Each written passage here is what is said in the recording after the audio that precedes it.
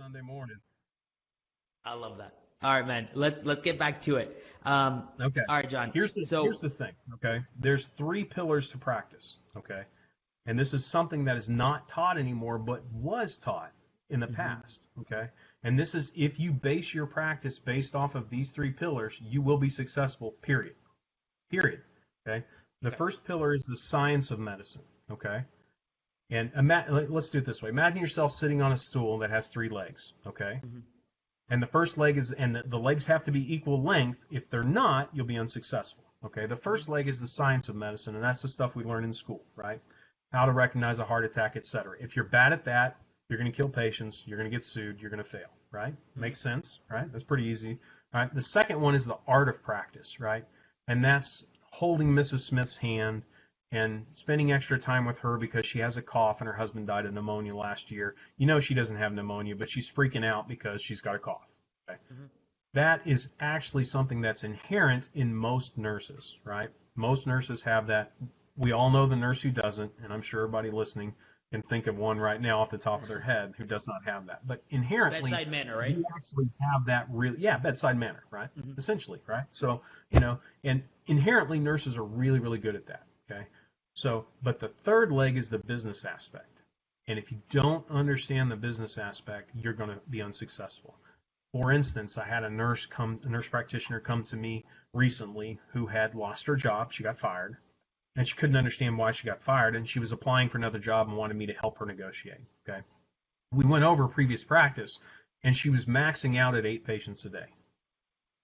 Okay, all right. Let's do the math on that real quick. Let me bust out my calculator so I don't mess up the math on it. So if you're 55 times 8 is $440. Okay, divided by 8 is $55 an hour. Okay, which doesn't sound bad until you take out overhead.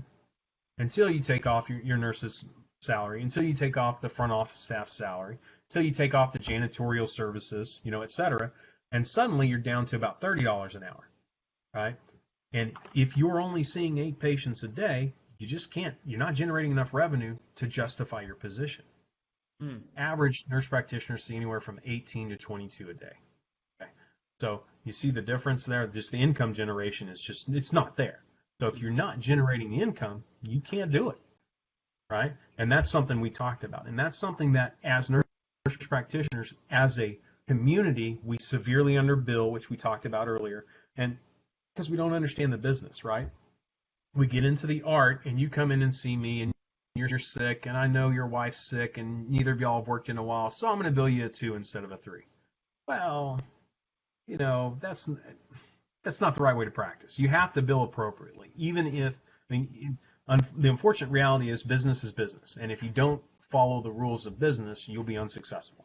There's unwritten rules. If you're not making more than your cost, you're going to fail. Yeah, that's just the way it is. That's not the unwritten rule. That's the ROI. That's the rule. That's your ROI. You have to bring in more. As much as you want. And again, I think a lot of times people confuse the goal and the purpose of business, right? Yes. Your purpose for business is not revenue. It never is, and it never will be. No. Right? The goal of business is to make a profit, of course. Yes. The purpose of what we do, in this example, it's provide a service, right? Help students graduate faster and on time. Yeah. Right? That's just, for nurse practitioners. Sure, if you want to be hyper altruistic, you can never bill patients, bill them inappropriately, and create your own practice and don't charge them. But you're not, and you can't do that. It's not sustainable. Unless you're independently wealthy, it's not sustainable. And even if you are independently wealthy, it will be not sustainable for long. It's just not something you can do, right? You just can't. How are you going to hire a staff? You're just taking a loss. That's right. No, there you go. Yep. Okay, so we'll be wrapping up in about 5 minutes, and I'd love to kind of